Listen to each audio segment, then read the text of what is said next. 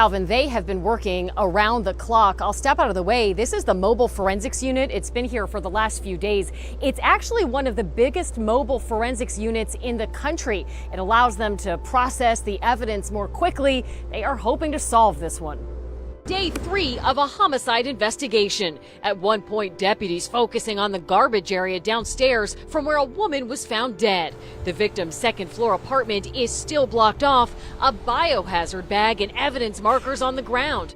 Family identifying her as 23-year-old Kayla Hodgson. The Broward Sheriff's Office releasing only few details about what happened. That someone found this young woman unresponsive Wednesday afternoon, and deputies and paramedics declaring her dead when they arrived. The initial reports about what happened to her are tough to hear. The caller says that there's a gash on the patient's neck. It looks like someone slashed her neck. But when Hodgson was in harm's way is still under investigation. Neighbors on her floor tell us they did not hear any recent commotion. When I came in, I saw that the tape was on the door, and that's all I know. Did you ever see anybody unusual come in or out of there? No. 23 years old, bartender, beautiful inside and out. Kayla Hodgson had everything going for her. The kind of smile that made strangers feel like family, the kind of energy that could light up any room she walked into. She was building her dream life, one flight at a time, one shift at a time, working hard, living fully, loving freely. But on a quiet Thursday afternoon in Florida, that life came to a brutal end. Her throat slashed, her apartment covered in blood, her future stolen by a woman she'd never met. A woman who traveled 800 miles just to kill her. This isn't just another love triangle gone wrong. This is the story of how jealousy became a weapon, how obsession became murder, and how one text message set off a chain of events that would leave a young woman dead. If you're here for real crime stories that dig deep into the truth, hit that like button and subscribe. We post every single day because these stories matter. These victims deserve to be remembered. This is the murder of Kayla Hodgson. And it all started with a lie. Kayla Hodgson wasn't chasing fame. She wasn't looking for drama. She was just living. At 23, she was already doing what most people twice her age only dream about. Flying across the country as a flight attendant, seeing new cities, meeting new people. When she wasn't 30,000 feet in the air, she was behind the bar at high-end events across South Florida. 2 demanding jobs, double shifts, long hours, but Kayla made it look effortless. Her friends knew her as the one who always showed up, the one who remembered your birthday, the one who could make you laugh when you needed it most. Her co-workers respected her professionalism, her work ethic, her genuine care for others.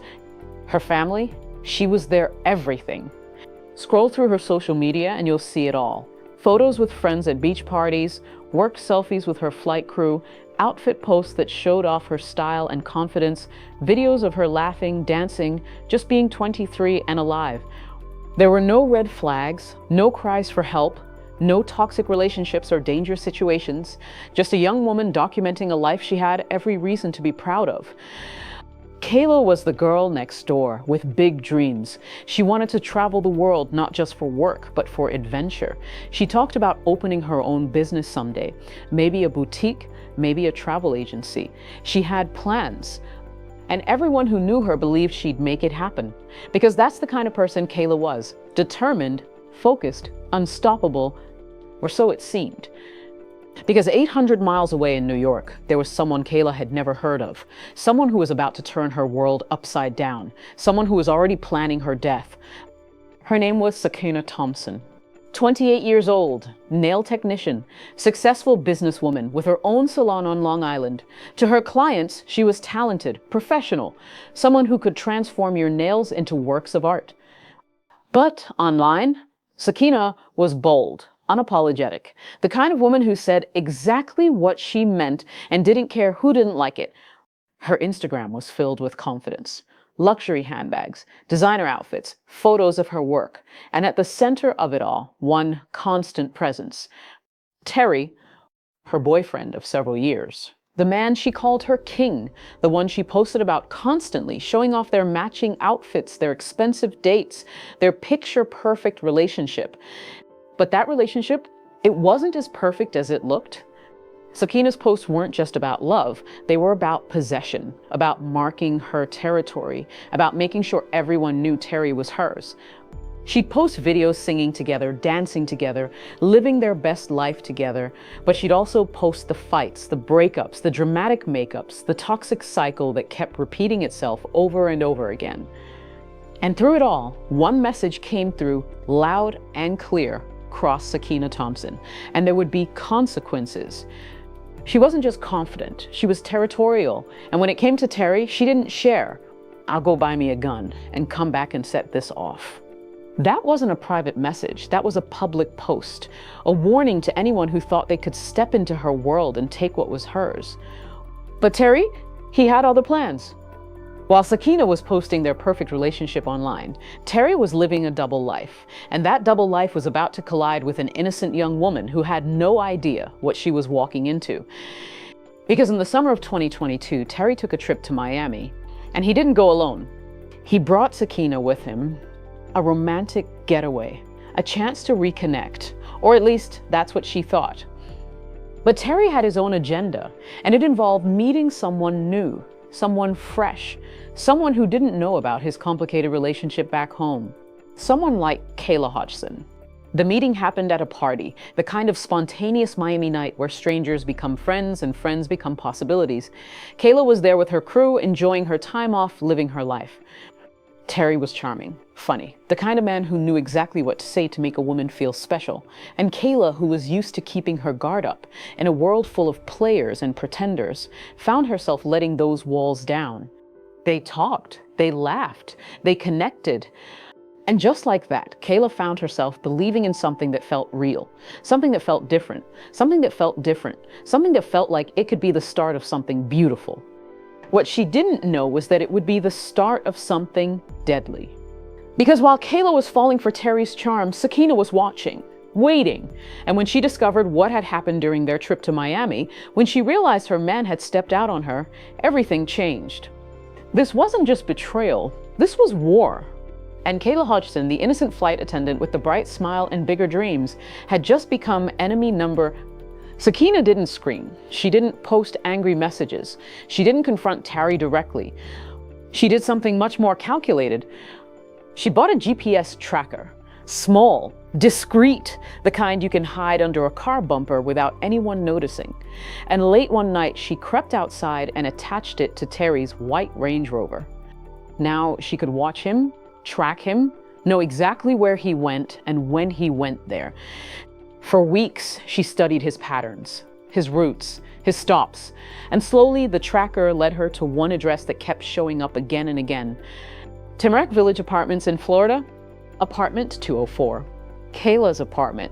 That's when Sakina realized this wasn't just a one-night thing. Terry wasn't just stepping out. He was seeing someone regularly, someone he cared enough about to visit over and over again, someone who was becoming a threat. The betrayal hit different now. This wasn't casual, this was intentional. This was Terry building something with another woman, while Sakina posted their fake, perfect relationship online.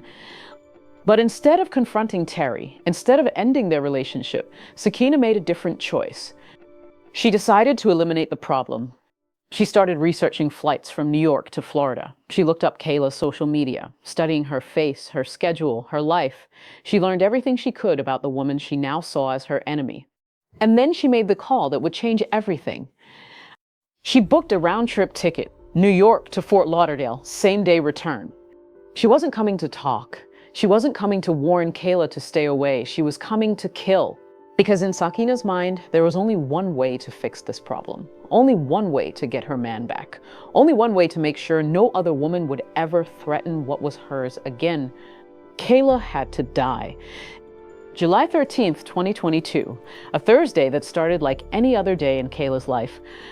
She woke up in her apartment in Tamarack Village. Maybe she checked her phone. Maybe she made coffee. Maybe she looked in the mirror and smiled at the woman looking back at her, never knowing it would be the last time.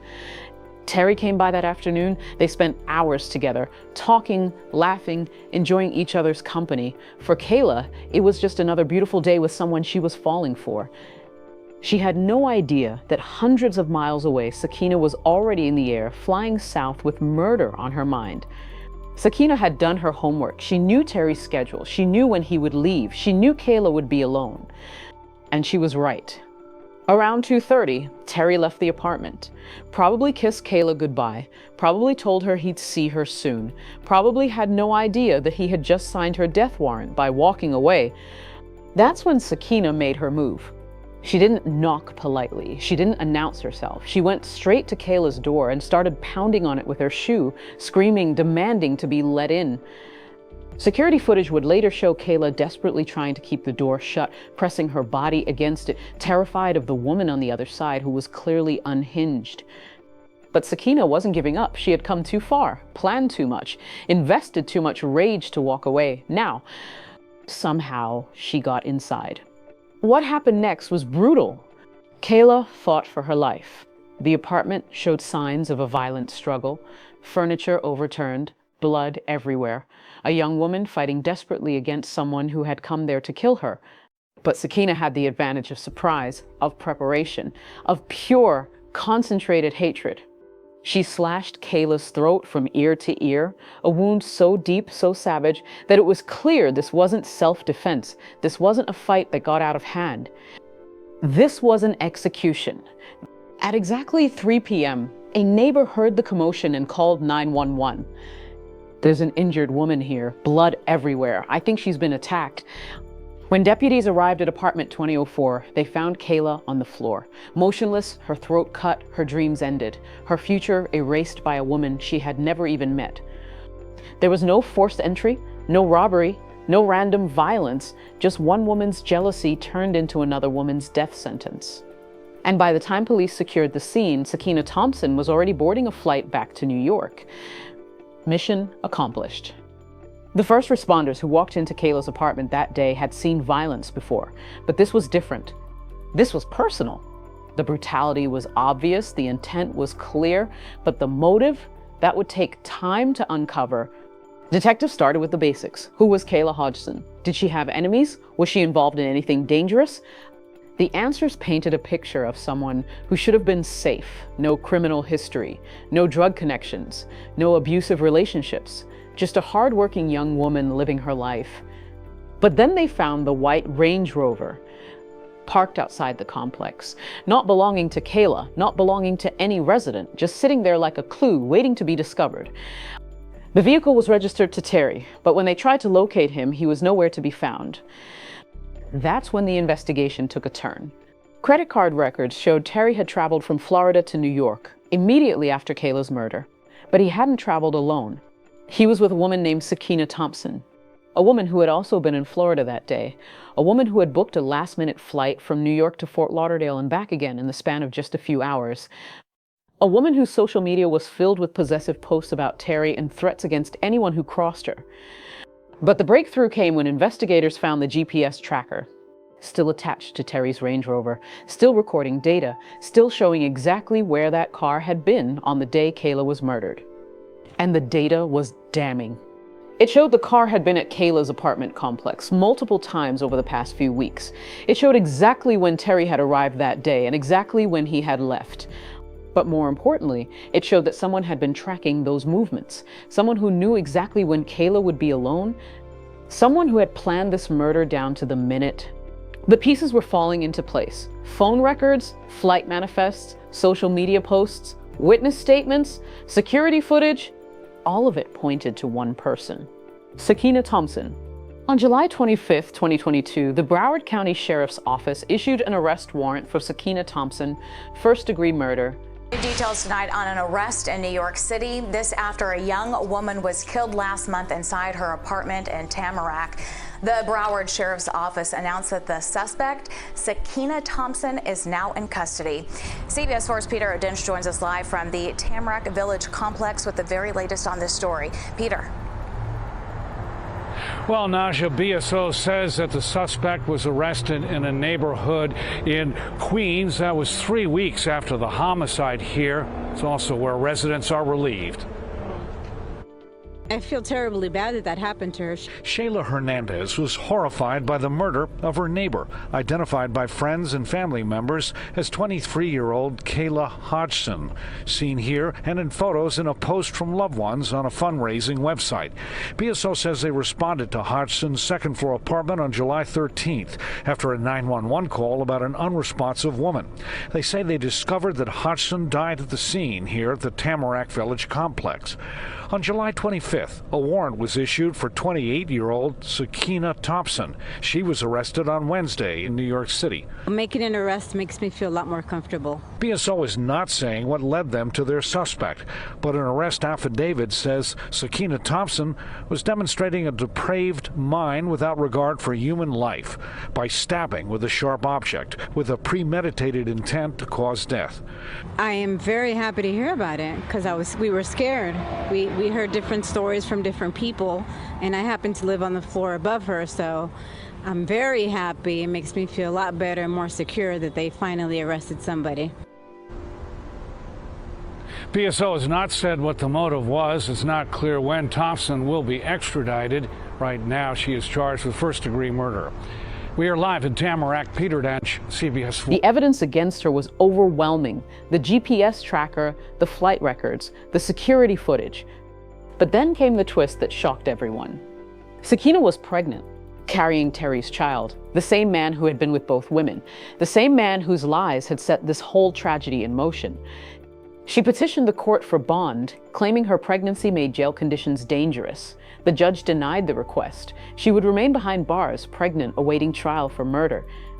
In February 2023, she gave birth in custody. The child was placed with Terry. The same man whose deception had gotten one woman killed was now raising the child of the woman who killed her. During the trial, prosecutors painted a picture of calculated revenge. A woman so consumed with jealousy that she had traveled 800 miles to commit murder. The defense tried to claim passion, temporary insanity, anything to avoid the death penalty. But the evidence was too strong, the premeditation too obvious. The GPS tracker alone proved this wasn't a crime of passion. This was planned, calculated, executed with precision. Kayla Hodgson was 23 years old when she died. She had dreams of traveling the world, building a business, maybe starting a family someday. Instead, she became a cautionary tale about the dangers of loving the wrong person, about the toxic mix of jealousy, obsession, and violence that can turn a stranger into a killer. Her family created a foundation in her name, supporting victims of domestic violence, because that's what this was, even though Kayla and Kayla had never met. This was domestic violence, extending beyond the home, beyond the relationship, claiming an innocent victim who never saw it coming. Kayla Hodgson received life in prison without the possibility of parole. Justice served, but it can't bring Kayla back. The child born behind bars will grow up knowing their mother is a murderer and their father's lies led to someone's death.